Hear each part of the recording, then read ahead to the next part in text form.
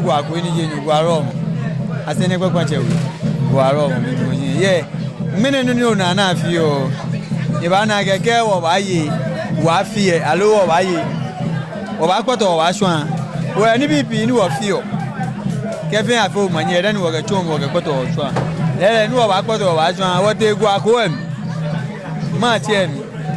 first week in March before Palm Sunday wa ye ma e gwa ko em oba panshi no se oba panshi ye kan fin aduma afanma ni no fin anu fo manye ni tun age ba kan de be ni age ba kpoto e swan agbene lele nu kpoto mo swan mo wa na ge lan tejan we ke gbagba che we ame fin ame kpoto ame swan gigome dani wo han game ochi enyu o ga nyina ge wo mene ni fe mo alo mene no wo ni nya bi o na ge wo kpoto won swan o ga lan tejan we fin wo kpoto wo swan gigome wo mene wo kpoto won swan agwa je lan tejan we go me fi o egwa na unu onako ble makuwa we go obote mi dani lan tejan we ba kote no mi ameme wo ka wo je gwa ko emi wo ba na ga wo je wo ba ni ge no Sunday ozin ya na gbini ke wo je wo ba dani lan tejan we kote wo no fi anu ne ba fi wo ka mi ni fi o wo ble makuwe je ame pa me fi wo ba na ga egwe go yin ba yo se wo ba na ga ge bona fi agbo na ge na ngmale lan tejan we ke papa chewe o moho na kanji bi na yole ble mako si bi ana mameni efetumu ni bi chake kenya no me bi villa ge gwe ama me pe na me yo score ba sini sian na fe me ko menyo na kanji bi ni yo wo lantejan we wo ka me afi wo ko mi lantejan we pepe che we afi wo ko mi no won wo ga me yo ni ekomi e na gbe ni wo ngama sian wo na ma sian ke wo che ma sian no won wo ga me ta sin ko mi no mi da mo via mo sin mi mo via mo afi o afi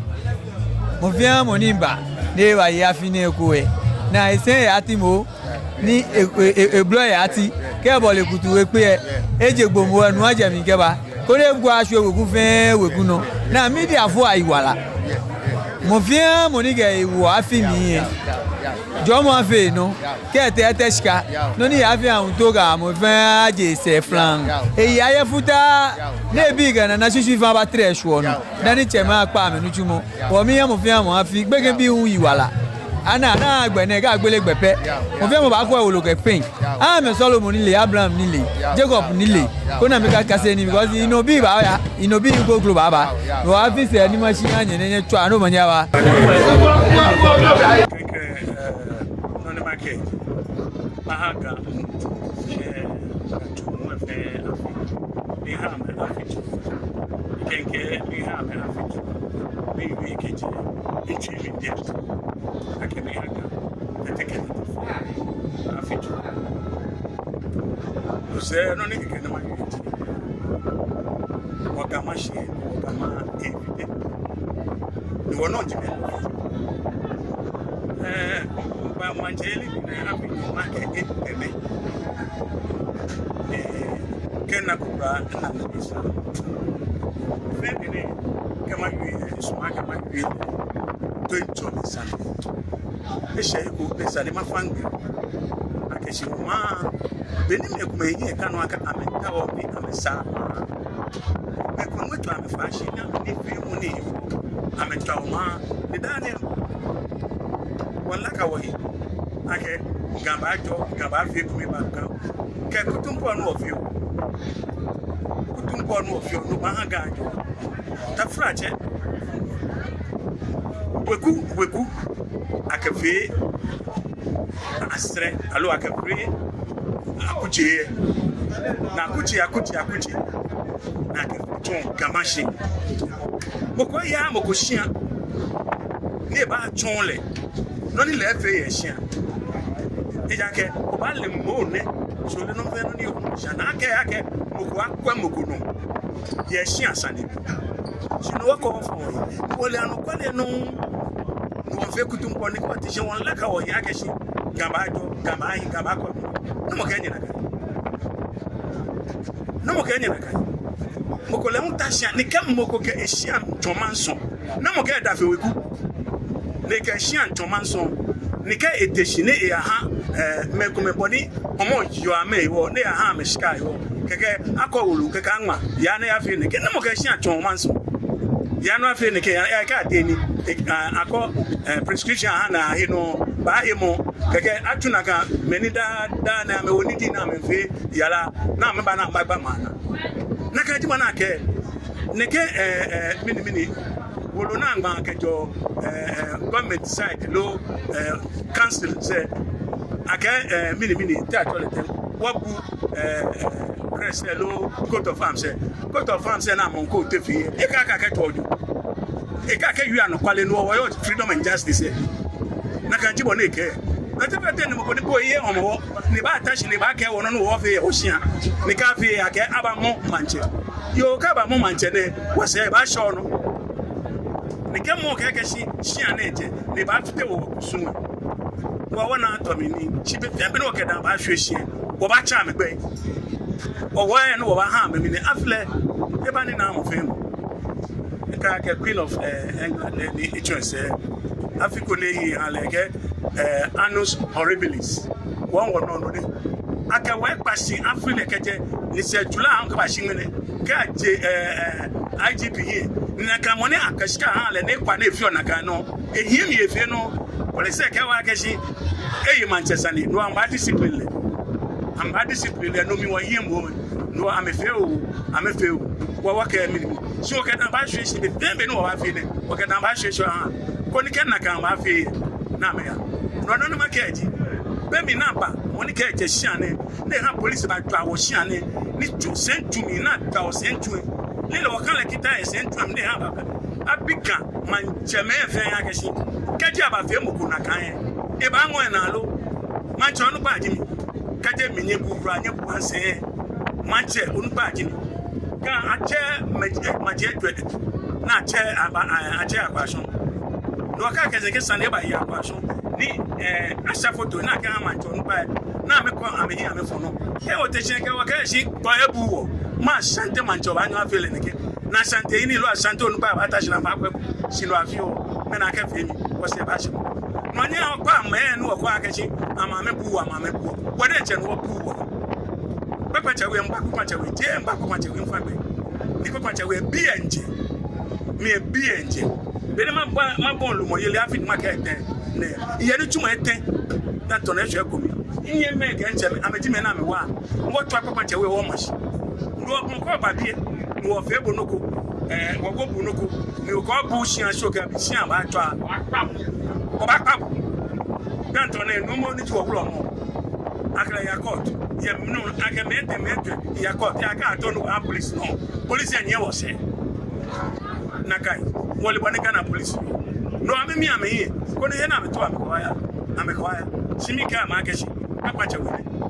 e da fe wo banina do ba shi waya no meni ke ko kwache amba ame 50 am shia na mo ti o shi ne ba wo moko shia manje na mo ga na kai shia na ha mo femu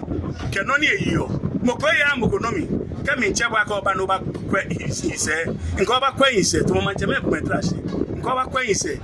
obehigbe no to manje wan obehigbe no to mi aba akwa change na akwa change na change ato akwa change ba ke abakela ke afeti abakela ke ya cheme ne ke ba lawyer self down de ba le na kai je wo yin na je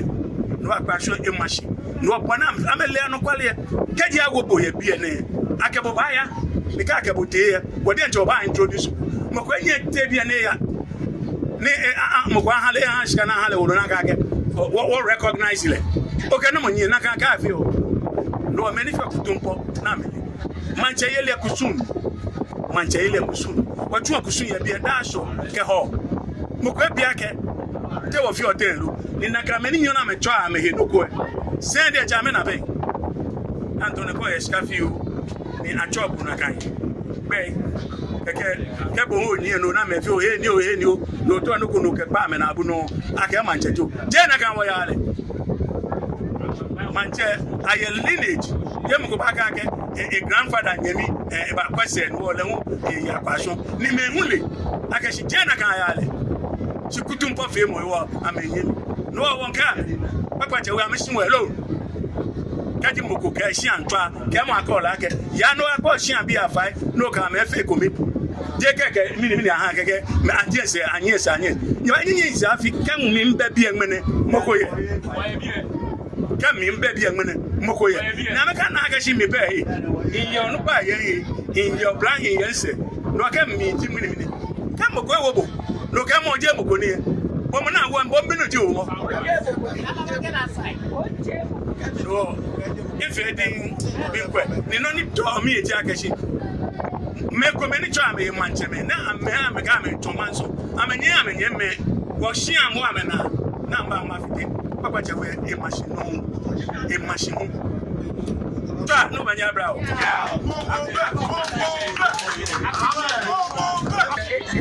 no ni ma ke ni iwe ke e dole o ya fini ake police baba nye manse nda ke no ni ma ke ji Mori biye kan mo ko ni haka da take tafe Afrika ne ba ne ne ba sa ko ne o trash shi mo moya wa yi ka ci mota ni ana aka ke boye ni ha mo fe mo ten woni mi ko afile ede ni ke July last year ne ya waka aka mo no ma ba shi mo fe mo ana te ko ni mo na agbo mo no ke yo gabahi wafanane watu heni janodani ga tebahi